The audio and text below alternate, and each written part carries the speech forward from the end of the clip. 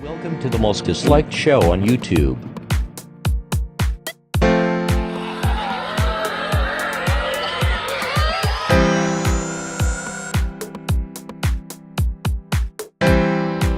Aircraft a little bit earlier.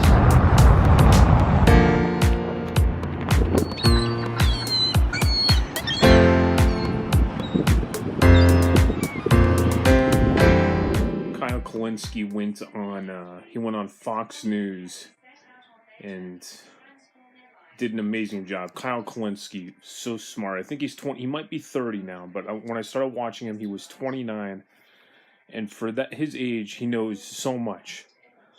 I'm 38 years old. The guy knows much more than I do, and I started fundraising as a political fundraiser at age 23. And, the guy may have just turned 30 or is in his 20s and knows so much more than me. And watch him skewer these Fox News hosts. Let's hear it from Kyle Kulinski himself. Yours truly was on Fox News yesterday. I want to go ahead and watch the clip again, and then I'll give you guys a breakdown of exactly what it was like every step of the way. I'll tell you what it was like when I was in there, in the belly of the beast, in the lion's den, and I'll tell you guys my experiences on air and off air, and I'm just going to break it all down for you, so let's take a look at the clip.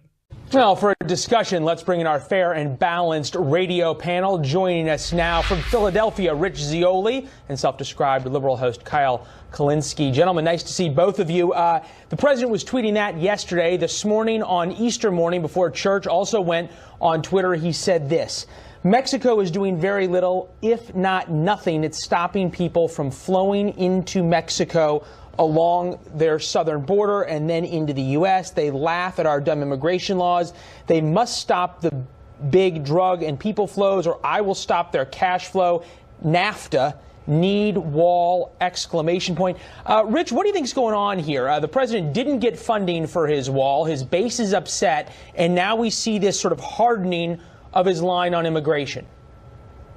Leland, happy Easter. I think the president has this unique ability. Donald Trump makes the blue states act more blue. These guys always have like a reddish hue, a tint. Like they have that sun that their skin always looks slightly burned. I don't trust people like that.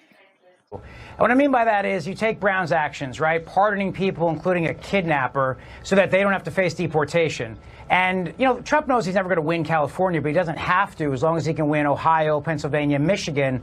And ask yourself this question, are blue-collar workers in those states, are they going to side with Trump on this issue or Jerry Brown? You're a blue-collar guy. You look exactly like a blue-collar guy. Nice suit, hair slightly grown out.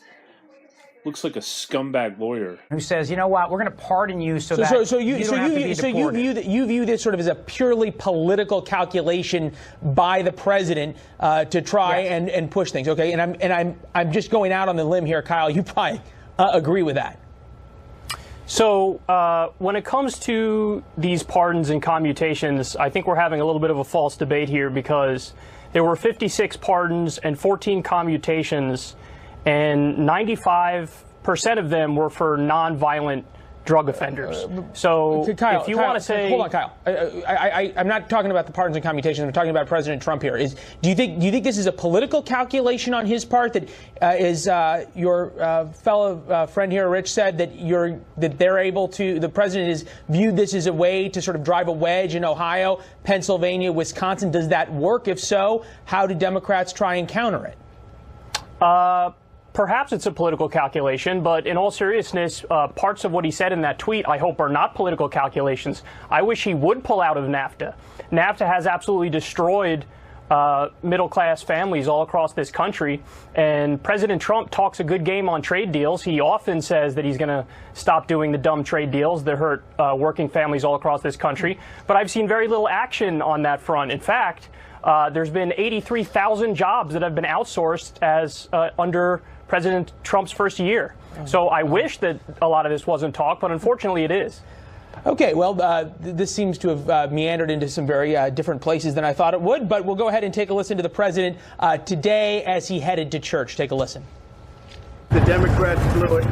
They had a great chance, but we'll have to take a look. But Mexico has got to help us at the border. They flow right through Mexico. They send them into the United States.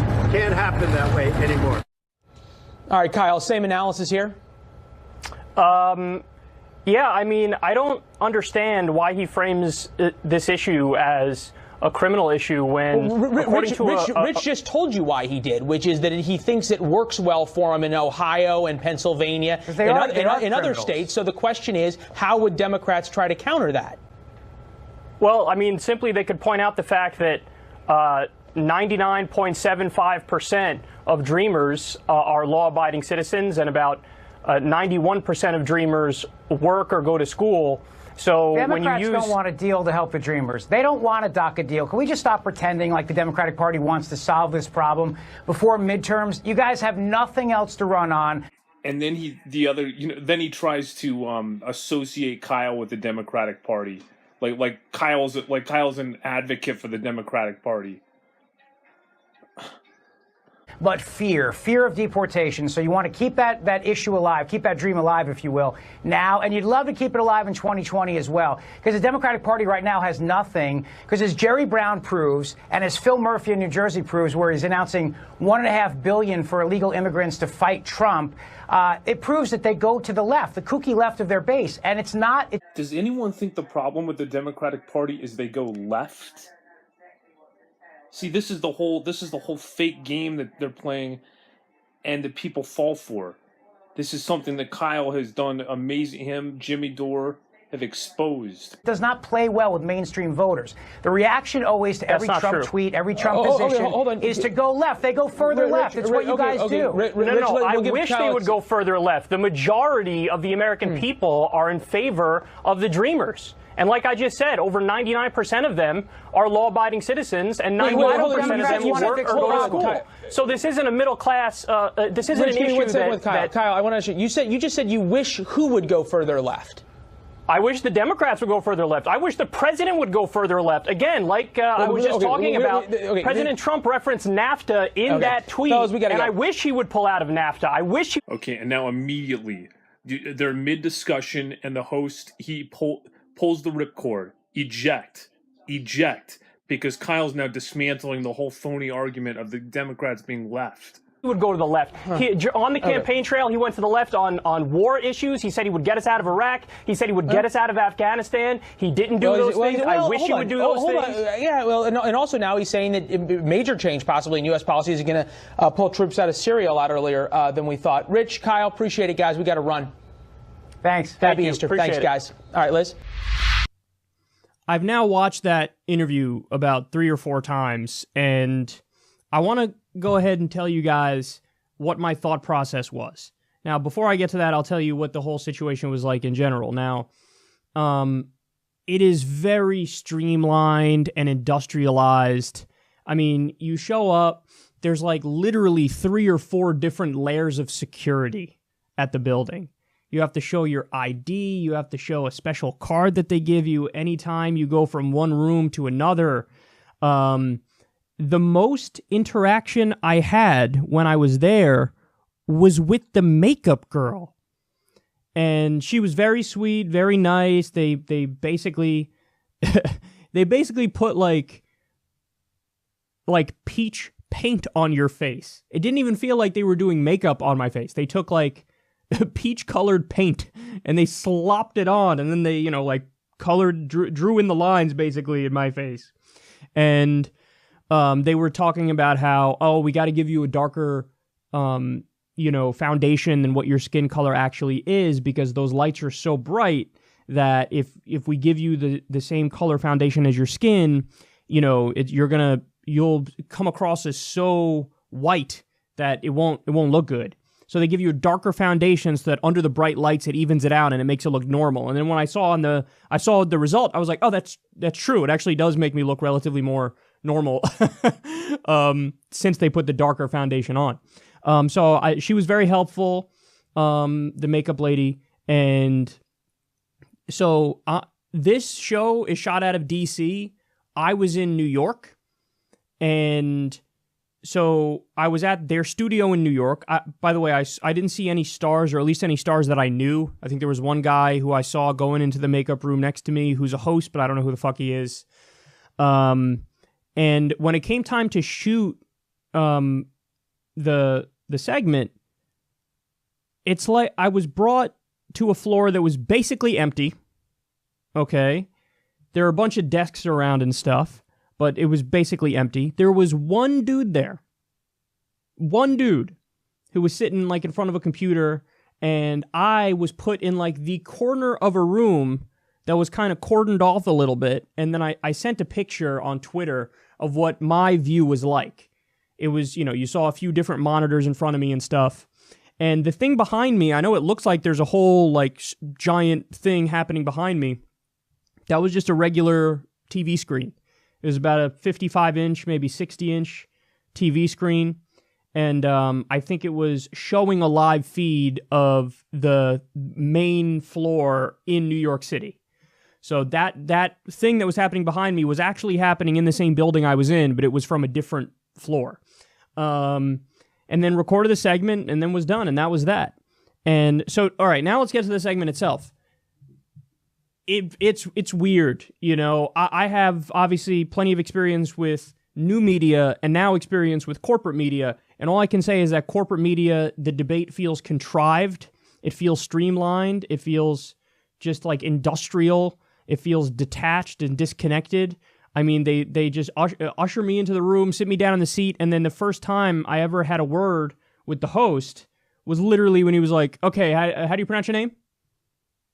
I was like, Kyle Kulinski. He's like, okay, and how you would describe yourself as a secular radio host? I said, no, I describe myself as, you could say left-wing host. He said liberal host, so he changed it a little bit there, but that was the only, conversation I had with the guy when he was already on air, just asking me during the commercial break, hey, how do you say your name? And then boom, we start and we jump right into it. And you could tell the way that they do it is, it's a 4-minute segment is what it was supposed to be. It went a little over. I got to speak for maybe a minute and a half, maybe 2 minutes max. But you could see what they're trying to do there. They're trying to say, okay, this person's got to play the Republican, you have to play the Democrat, and then you do your partisan talking points back and forth. And, they short-circuited when I didn't, respond exactly in those partisan ways. And you could tell that they really didn't know how to deal with it. Like, the host, Leland, was like, well, we're meandering here into places I didn't think we would go.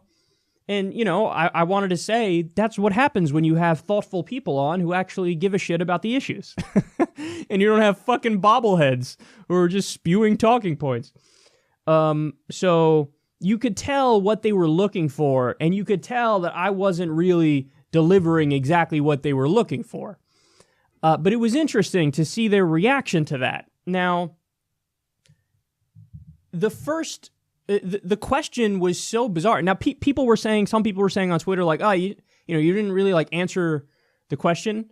And then I was thinking about it, and guys, the question he was asking me wasn't even fucking registering in my brain because it's just a weird question. He asked, is what Trump's doing a political calculation?